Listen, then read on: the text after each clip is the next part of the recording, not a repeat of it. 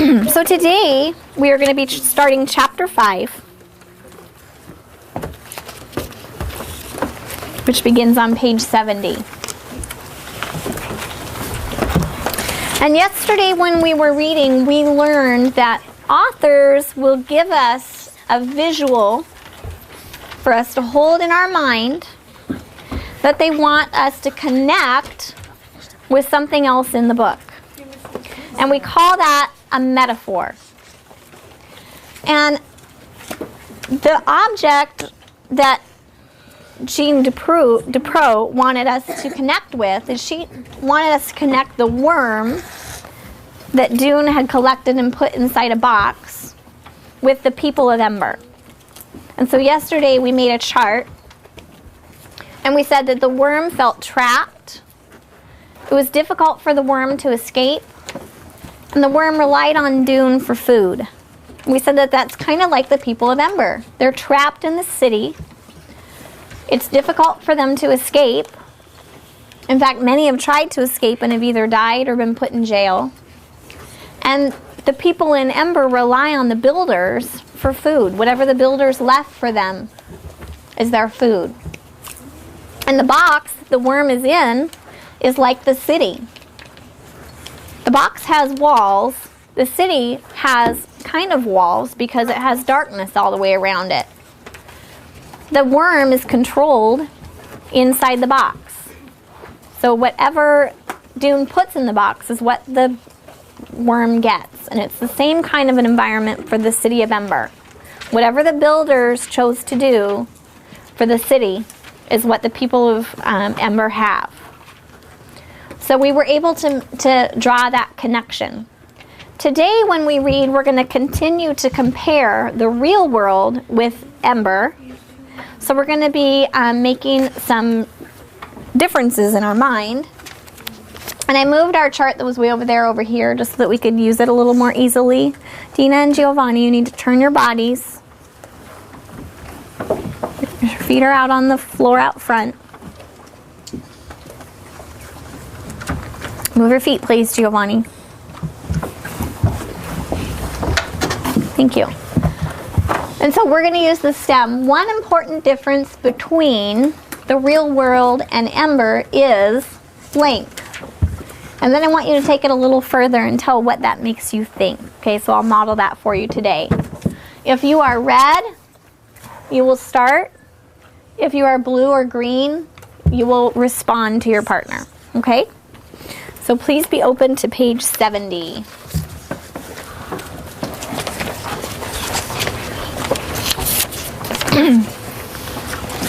Granny's mind was getting more and more muddled. Lena would come home in the evenings and find her rifling through the kitchen cupboards, surrounded by cans and jars with their lids off, or tearing the covers off her bed and trying to lift up the mattress with her skinny arms. It was an important thing, she would say, the thing that was lost.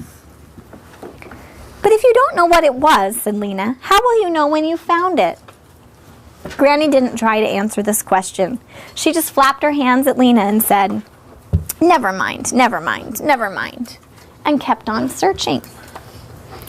These days, Mrs. Murdo spent a great deal of time sitting by their window rather than her own.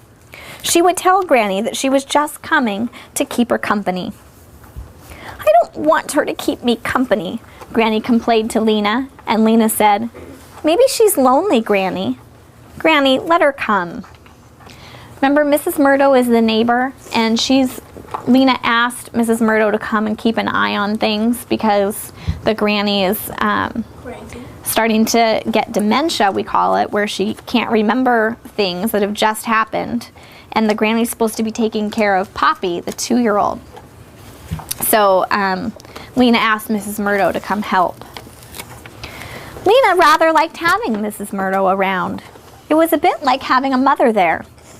She wasn't anything like Lena's own mother. She had been a dreamy, absent-minded sort of person. Mrs. Murdo was mother-like in quite a different way. She made sure they all ate a good breakfast in the morning, usually potatoes with mushroom gravy and beet tea. She lined up the vitamin pills by each person's plate and made sure they were swallowed. When Mrs. Murdo was there, shoes got picked up and put away. Spills were wiped off the furniture, and Poppy always had on clean clothes. Lena could relax when Mrs. Murdo was around. She knew things were taken care of. That makes me think that probably Lena has been acting like a mother to both Poppy and Granny. So it's probably a relief for her to have Mrs. Murdo there to take over some of those chores. Every week, Lena, like all the workers between age 12 and 15, had Thursday off.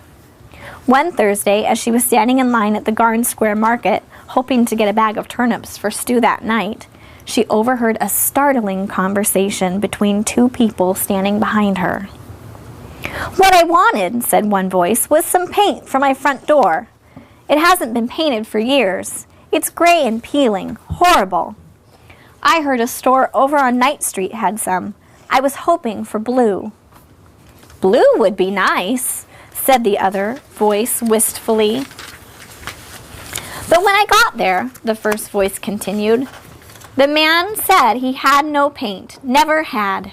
Disagreeable man. All he had were a few colored pencils." Colored pencils? Lena had not seen colored pencils in any store for ages. Once, she'd had 2 red ones, a blue one and a brown one. She'd used these for her drawing until they were stubs, too small to hold.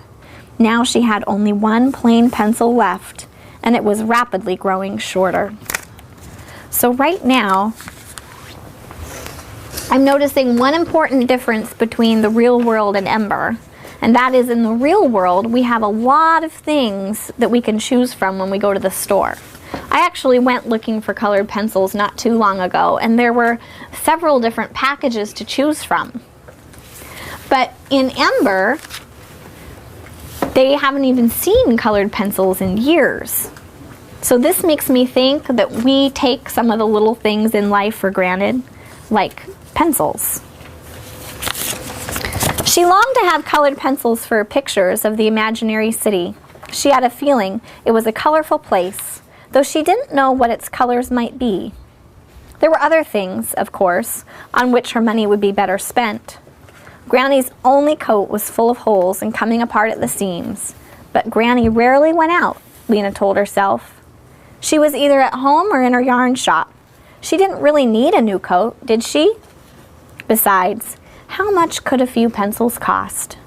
She could probably get a coat for Granny and some pencils. So that afternoon, she set out for Night Street. She took Poppy with her. Poppy had learned how to ride piggyback. She wrapped her legs around Lena's waist and gripped Lena's throat with her small, strong fingers. On Budlow Street, people were standing in long lines with their bundles of laundry at the washing stations. The washers stirred the clothes in the washing machines with long poles. In days past, the washing machines themselves had whirled the clothes around, but not one of them worked anymore. So when I read that part, I'm hoping that you caught a difference between the real world and Ember when I talked about how they wash clothes in Ember. So if you are red, would you please turn and tell your partner one important difference that you notice between the real world and Ember and what this makes you think? And then partners, please respond by agreeing, disagreeing, adding on to thinking, or clarifying. Okay, turn and talk.